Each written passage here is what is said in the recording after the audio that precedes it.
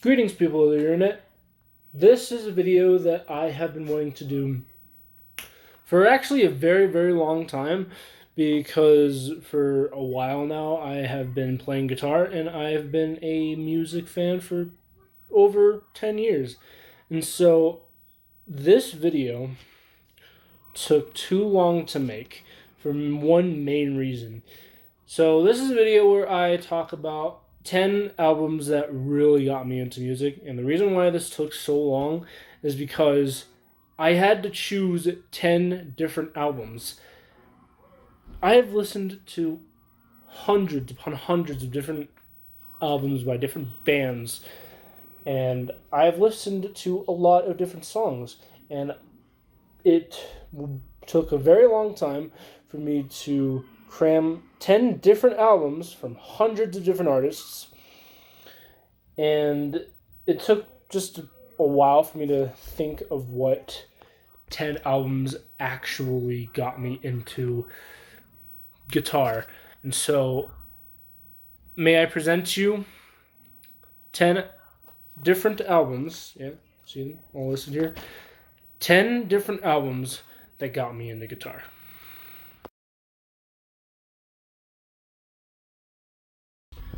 So, for number 10, I chose City of Evil by Avenged Sevenfold, released in 2005, and I believe is the third album by Avenged Sevenfold, because it goes Sounding the Seventh Trumpet, Awakening the Fallen, and City of Evil. Yeah, so City of Evil by Avenged Sevenfold. Why did this album get me into guitar a lot? Because freaking there's Beast in the Harlot, there's MIA, there's Backcountry. Three classic songs that are fast, speedy, heavy, and when I first picked up a guitar, I tried learning these songs, which telling 6-year-old me that guitar was not easy definitely did something to me. So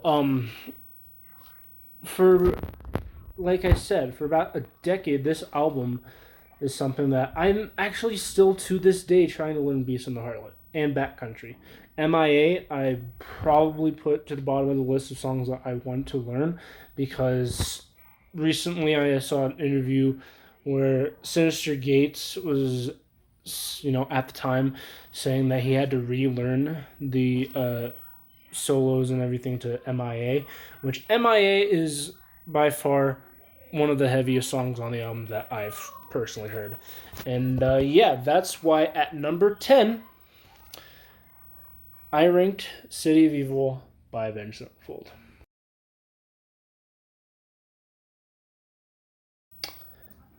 This next one is, once again, Avenged Sevenfold by Avenged Sevenfold. Released in 2007, this is their self-titled album that released shortly after Awakening the Fallen in 2005. And this has a lot of good songs that I tried, dumbing down a little bit.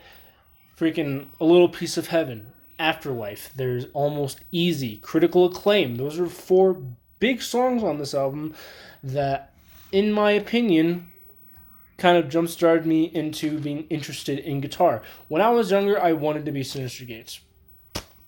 Yeah, so Avenged Sevenfold has just been a very inspirational band to me, and Awakening the Fallen kind of got me into the band alongside City of Evil. I heard City of Evil first because in Guitar Hero 2, yes, I was a big Guitar Hero kid back in the day, and in Guitar Hero 2, Beast in the Harlot plays.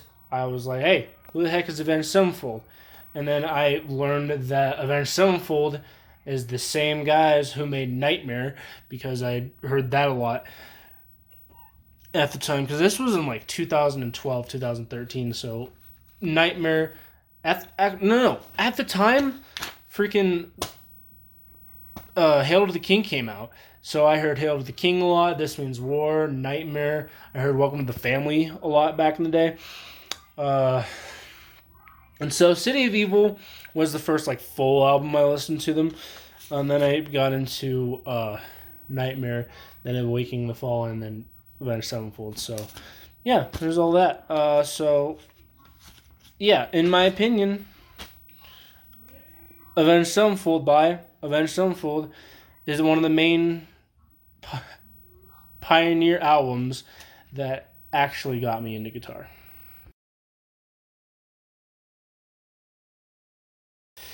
And number 8 is Volume 3, The Subliminal Verses by Slipknot.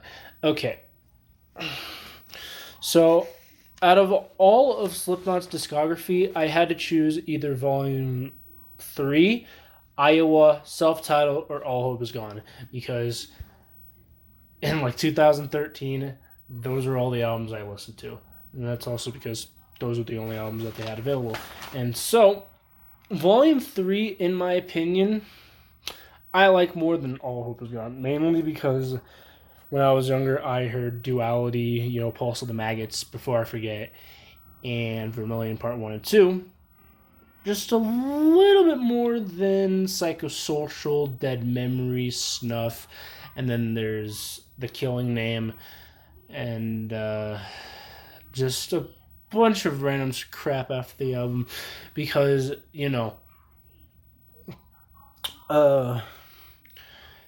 Volume 3 is evened out in a nice straight line, and All Hope Is Gone is all over the place. And now I'm not trying to critique these albums or anything, but in my opinion, back in the day, also once I picked up a guitar, I tried learning Duality, which Duality isn't a difficult song. It's just fast. And I also tried learning Vermilion, which was also quite fun. And then I also tried learning Sulfur from All Hope Is Gone, which was also a very fun experience. But yeah, Volume 3, man. What else can I say? At number 7, we have Cowboys from Hell by Pantera. Okay, so like the previous albums, Cowboys from Hell is, once again, one of the big pioneers in what I, in my opinion, tried replicating when I first picked up a guitar. And the first 5 that I chose were kind of what I tried getting into in my earlier years of playing guitar, and then the next 5 after that is what I tried getting into my later years of guitar, what I've been trying to learn recently.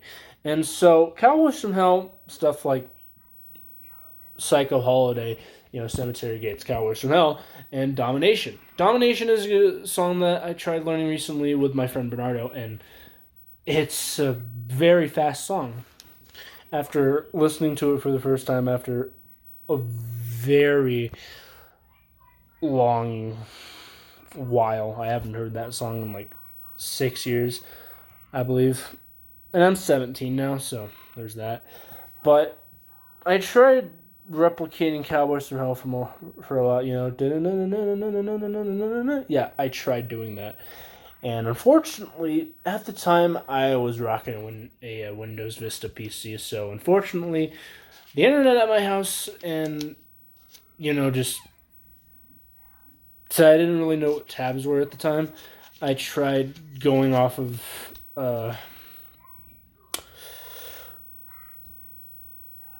Tablature books. That's what it is. Sorry.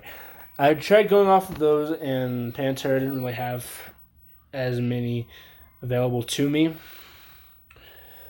But yeah, I just think that Cowboys from Hell is definitely one of the ones that I tried really getting into when it comes to my earlier years of guitar. And to this day, I'm still trying to learn Cowboys from Hell. So after about a decade, I went from beginner to kind of like intermediate. I'm not the greatest guitarist in the world, but I do learn things pretty quickly, and Cowboys from Hell and the songs that I'm going to get into later were quick. This one, I believe, is kind of in the middle of easy and very difficult. This one's kind of, so-so. But yeah, Cowboys from Hell, just a really solid album. And now, number 6, the final one in the first 5. Appetite for Destruction by Guns N' Roses. Okay. So, once again, I tried being the main guitarist in Guns N' Roses, which was Slash. I tried doing Paradise City. I tried doing Welcome to the Jungle. I tried doing Sweet Child of Mine. And while they're not the hardest songs in the world for someone who was 6 or 7 at the time, they were pretty difficult songs for me.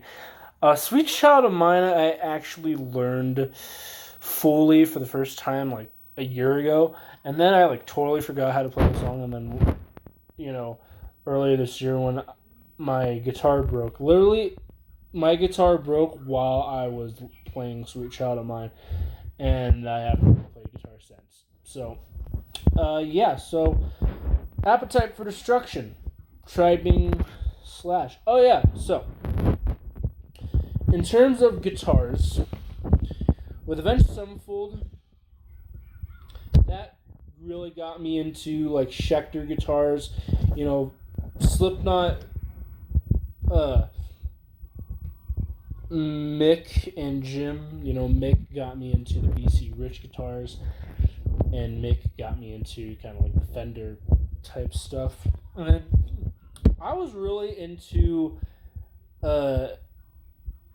Dean FV guitars, FX, I don't exactly remember. ML, yeah, ML, the Dean ML guitars that Dimebag kind of popularized.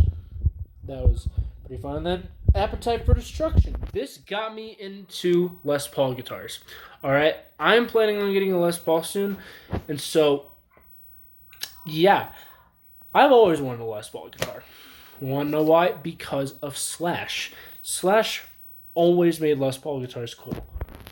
Billy Joe Armstrong from Green Day, he made Les Pauls look cool. In fact, I have wanted a Les Paul more than I have wanted a Schecter Avenger. All right, that is kind of what the thing is that I have always loved, Les Paul guitars. Gibson, Epiphone, Gretsch, I believe, makes those too. And then recently, the past couple of years, there are these things called Firefly guitars, which are pretty much like top of the line, but cheap.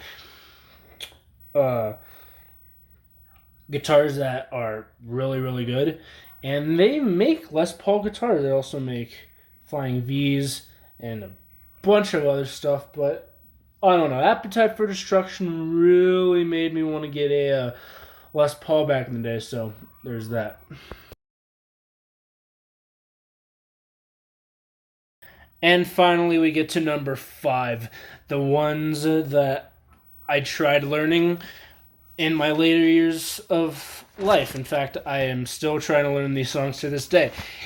And the album that I chose for the number 5 spot is And Justice for All by Metallica.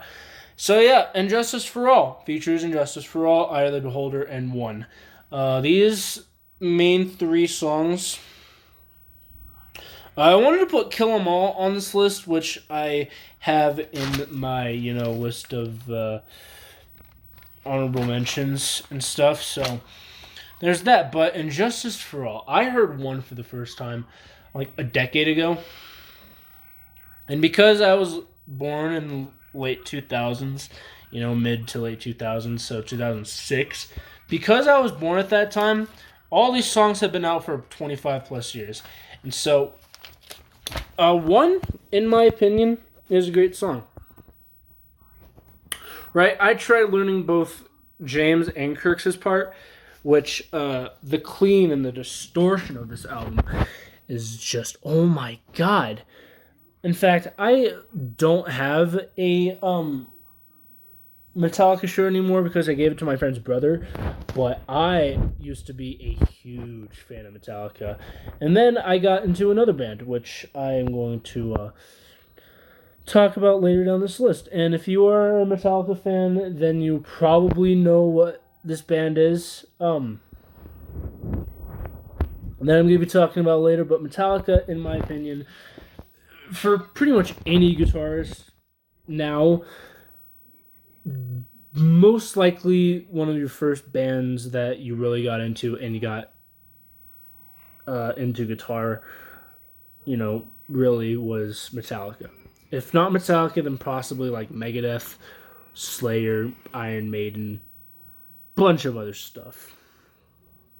But if not, let me know down in the comments below what your first like true album that you got in that made you get into guitar. So comment down below. But yeah, when I first heard One, I tried learning the latter half of the song when James starts singing the darkness imprisoning me. That part of the song where it gets faster and faster and faster, and then there's that solo part. That kind of encouraged me to learn guitar to its fullest.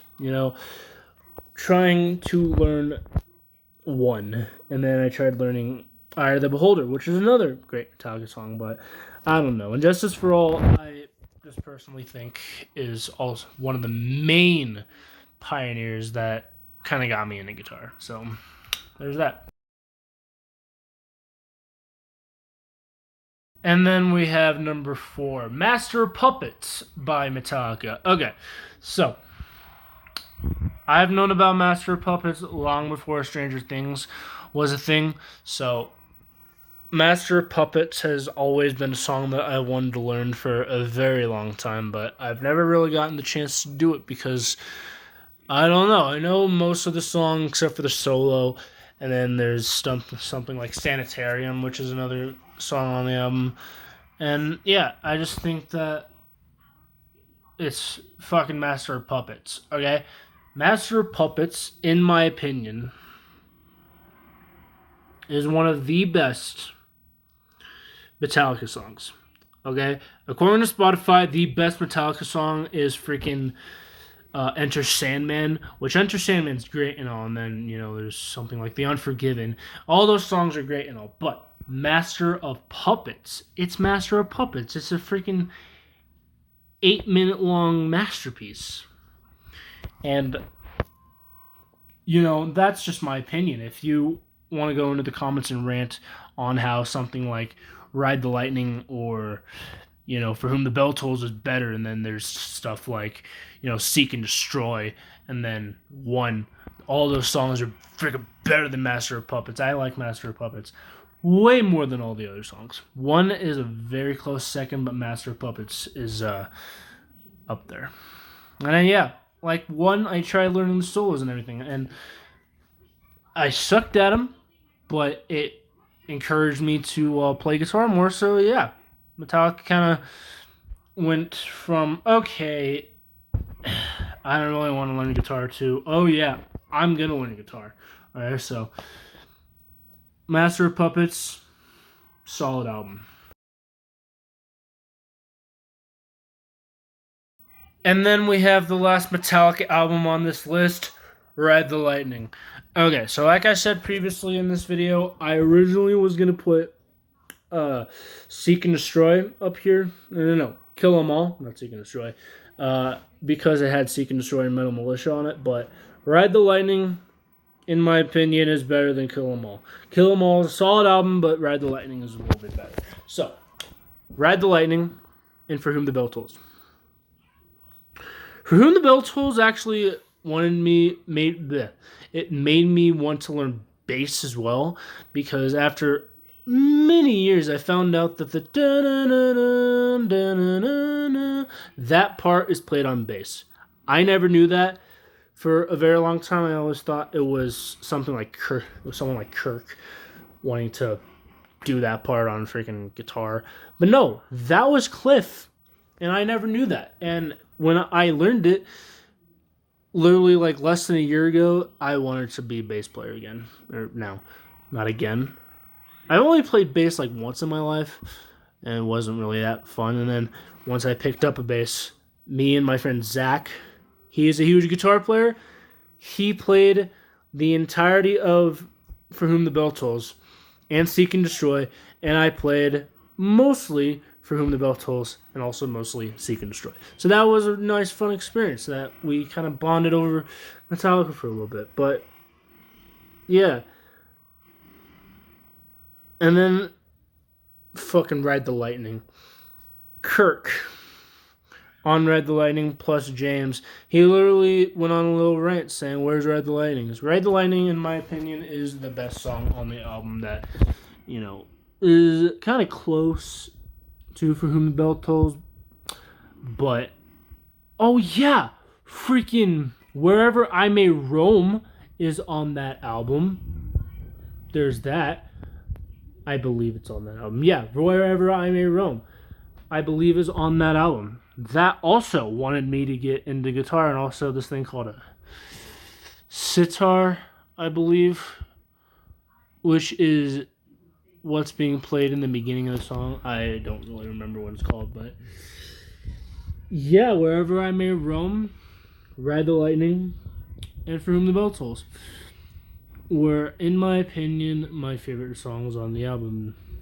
And yeah, there's not really much I can really say about the rest of the album, but come on. Let's Ride the Lightning. And then we get to the final two albums on this list. That earlier I said, if you're a Metallica fan, you probably know what the band that I'm going to be talking about is. And if you guessed Megadeth, well, you're right, because the second album on this list is Rust in Peace, released in 1990. Has hits such as, and then you got freaking Holy Wars, you got Tornado of Souls, you got Hangar 18, you got classics such as that honestly Dave Mustaine really wanted me to learn, made me want to learn guitar. And Dave Mustaine also got me into V guitars, which is something that was pretty strange because I've never really seen what a V guitar was for a while. I really got into SGs for a while, and I wanted an SG for the longest time because, AC/DC and everything, but V guitars. I wanted a V guitar because I learned that Dave Mustaine of Megadeth played with V guitars, specifically Jackson. All right, I wanted a Jackson V for the longest time, and then I listened to Appetite for Destruction, and then I wanted a Les Paul. So, Holy Wars is a great song in many ways. I recently heard a Holy Wars AI cover that features the vocals of SpongeBob, which, in my opinion, fits. But Holy Wars, pretty solid song. Then there's Hangar 18, which also a great song, which I heard that song for the first time through Guitar Hero 2. So there's that. And then there's the best song on this album, Tornado of Souls. My favorite song on that album as well, and my friend Bernardo's is his favorite song on that album. Honestly, Tornado of Souls made me want to learn Megadeth. Alright, I learned about Rust in Peace before I learned about this next album, and Rust in Peace has just been a very influential, thing that has existed in the back of my mind for a very long time. But yeah, I tried learning the solos and stuff on this album, and I don't know. I just think that Rust in Peace is kind of up there in terms of really solid Megadeth albums. I was originally going to put Peace Sells, but Who's Buying on this list, because Peace Sells rules. That also wanted me to make that almost made me become a bass player as well, because bro, the intro to Peace Sells is the best thing I've ever heard. Anyway, on to the final album, which in my opinion is my favorite Megadeth album, and possibly many other people's favorites. In fact, one particular song is the only song that both me and my friend Bernardo can agree on that it is the best Megadeth song. And the final album on this list is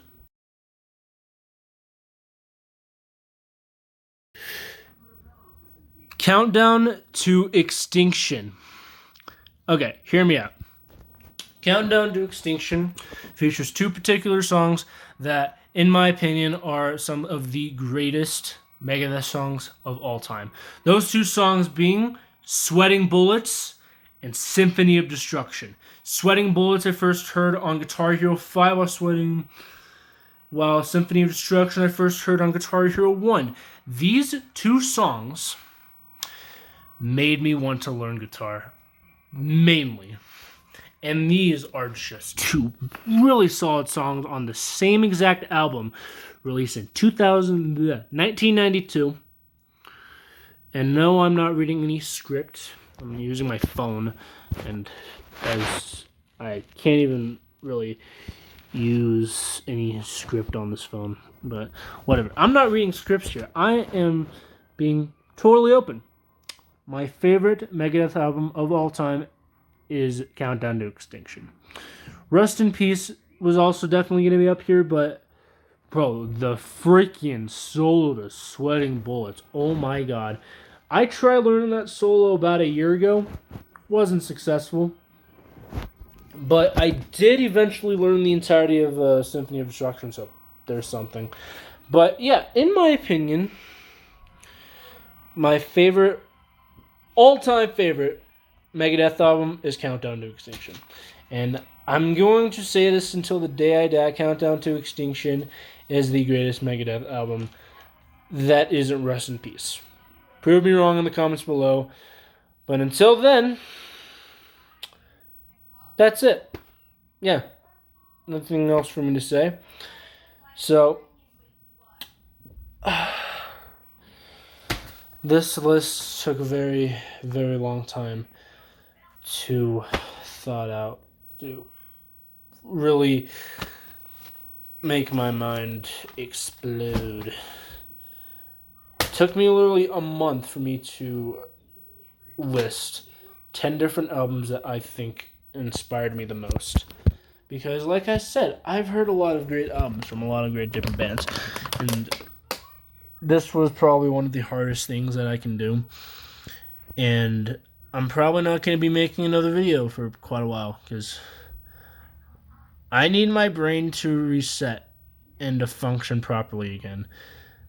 Because the amount of thought I have put into this video is probably the most amount of thought I'm going to put into any video that I make. And I hope that's going to be true until the day I die. And now, this is Jared Klein, signing off. Oh my God.